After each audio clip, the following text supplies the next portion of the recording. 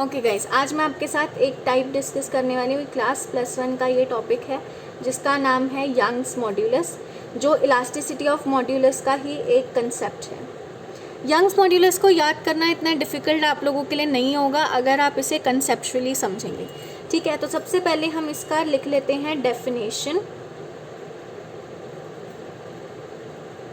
तो Young's modulus क्या है? यंग्स मॉड्यूलस जो भी है ना, ये अप्लाई होता है आपका लॉन्गिट्यूडनल वैल्यूज़ पे, यानी कि जो आपका स्ट्रेस होगा वो भी लॉन्गिट्यूडनल होगा और जो आपका स्ट्रेन होगा वो भी लॉन्गिट्यूडनल होगा।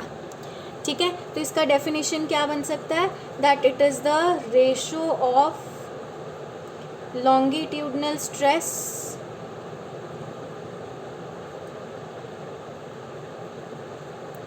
Bye strain by longitudinal strain. दोनों ही चीज़ें आप देखो क्या है, लॉन्गिट्यूडनल है। ठीक है, यानी कि आपका स्ट्रेस भी यहाँ पर लॉन्गिट्यूडनल है, ठीक है, और आपका स्ट्रेन भी यहाँ पर लॉन्गिट्यूडनल है। तो इसलिए मैंने आपको बोला कि ये लॉन्गिट्यूडनल वैल्यूज़ पे अप्लाई होता है। फिर आ जाता है इसका रिप्रेजेंटेशन। तो अब हम इसको, क्योंकि यंग्स मॉड्यूलस कह रहे हैं ना, सो आप लिख सकते हो कि it is represented by small y।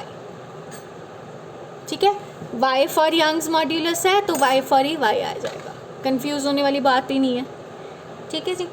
उसके बाद अब हम आ जाते हैं इसके फॉर्मूले पे। अब सिंस इसका फॉर्मूला जो है कैपिटल Y है, क्या है? Longitudinal stress by strain. आप लोगों को पता है कि स्ट्रेस का फॉर्मूला क्या होता है? स्ट्रेस का फॉर्मूला होता है फोर्स बाय एरिया, क्योंकि स्ट्रेस क्या है? पर यूनिट एरिया पे कितना फोर्स लगाया जा रहा है वही आपका स्ट्रेस है।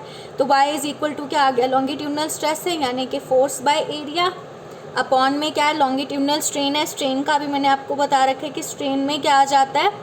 वैल्यूज़ में डिस्प्लेसमेंट आ जाता है या थोड़ा सा चेंज आ जाता है। तो स्ट्रेन क्या हो गया आपका? चेंज इन लेंथ, क्योंकि यहाँ पे लेंथ का ही चेंज हो रहा है। Change in length by original length आ जाता है। ठीक है, यानी कि अब यहाँ पे क्या आ जाएगा? Change in length by original length. यही आपका बन गया फॉर्मूला।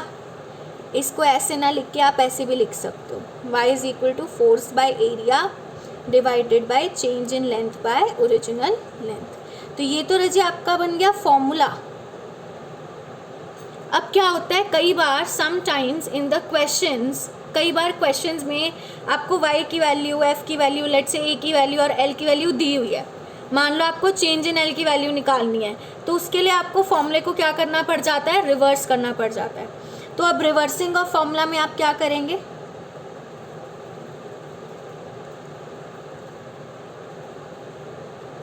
रिवर्सिंग ऑफ फॉर्मूला, तो अगर by chance change in L की वैल्यू निकालने को आ जाती है तो कैसे करेंगे? तो वो आपका आ जाएगा रिवर्स इन फॉर्मूला के कंटेंट में। तो रिवर्स इन फॉर्मूला को हमें कैसे याद रखना है? चेंज इन एल की वैल्यू निकालनी है और इक्वल टू के बाद वाली साइड के लिए आपने वर्ड याद रखना है फ्लाई। फ्लाई वो है जिसमें ए साइलेंट है, यानी कि फ्ले, ये वाला वर्ड आपको याद रखना है। ठीक है, तो ये क्या बन जाएगा? एफ एल ऊपर आ जाएगा, आधा, हाफ हाफ है, हाफ ऊपर हाफ नीचे, तो हाफ ऊपर और हाफ आपका आ जाएगा नीचे, यानी कि a एंड y आ जाएगा नीचे। चेंज यहाँ पे नहीं आएगा क्योंकि ये सारी आपकी क्या है? वैल्यूज़ ओरिजिनल वैल्यूज़ हैं। तो ये आपका हो गया यंग्स मॉड्यूलस। आई होप समझ में आया होगा। ठीक है, so if you really like this video and you found it helpful for class +1 then please you have to like, share, subscribe. आप लोगों को पता ही है क्या करना है।